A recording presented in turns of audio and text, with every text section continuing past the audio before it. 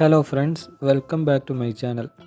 Hash വോക്കൽസിൻ്റെ പുതിയൊരു വീഡിയോയിലേക്ക് എല്ലാവർക്കും സ്വാഗതം. ഒരു അടിപൊളി കളർ സ്കാനർ ആപ്ലിക്കേഷനെ പരിചയപ്പെടുത്താനാണ് ഇന്നത്തെ ഈ വീഡിയോയിൽ ഞാൻ വന്നിരിക്കുന്നത്.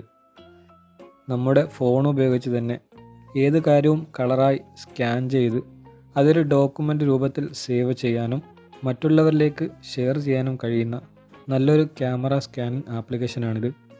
ഈ ഒരു ആപ്ലിക്കേഷൻ നമുക്ക് പ്ലേ സ്റ്റോറിൽ നിന്ന് ഇൻസ്റ്റാൾ ചെയ്ത് ഫ്രീ ആയിട്ട് യൂസ് ചെയ്യാവുന്നതാണ്. അപ്പോൾ ആ ഒരു ആപ്ലിക്കേഷൻ ഏത് നമുക്ക് നോക്കാം. Come on guys.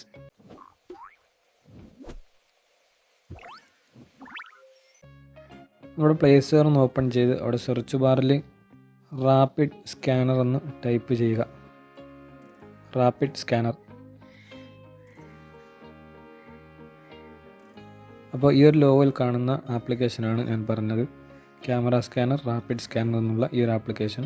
അപ്പോൾ നിങ്ങളിത് ഇൻസ്റ്റാൾ ചെയ്തിട്ട് അത് ഓപ്പൺ ചെയ്യുക. അപ്പോൾ അത് ഓപ്പൺ ചെയ്യുമ്പം ഇങ്ങനെ ഒരു ഇൻ്റർഫേസ് വരുന്നതാണ്.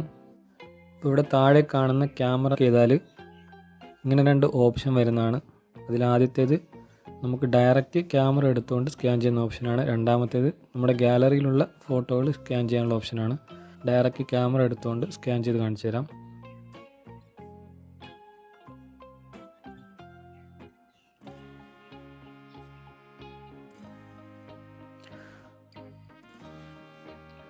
അപ്പോൾ അത് ഫോട്ടോ എടുത്തതിന് ശേഷം നമുക്കത് ക്രോപ്പ് ചെയ്യാൻ ചോദിക്കും. അപ്പോൾ നിങ്ങൾ കൃത്യമായിട്ടൊന്ന് ക്രോപ്പ് ചെയ്ത് കൊടുക്കുക.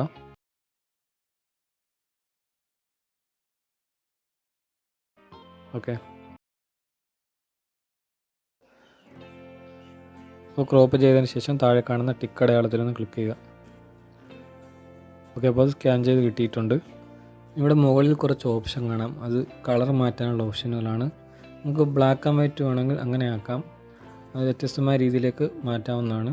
ഇവിടെ സ്മൂത്ത് എന്നൊരു ഓപ്ഷൻ കാണാം. ഒന്ന് ക്ലിക്ക് ചെയ്താൽ കുറച്ചുകൂടി അത് പിക്ചർ സ്മൂത്തായി കിട്ടുന്നതാണ്. ഓക്കെ, അതൊക്കെ നിങ്ങളൊന്ന് ചെക്ക് ചെയ്ത് നോക്കുക. ഒരു ഇമേജ് മാത്രം ഡയറക്റ്റ് വാട്സപ്പ് പോലെയുള്ള പ്ലാറ്റ്ഫോമിൽ ഷെയർ ചെയ്യാനും പറ്റുന്നതാണ്.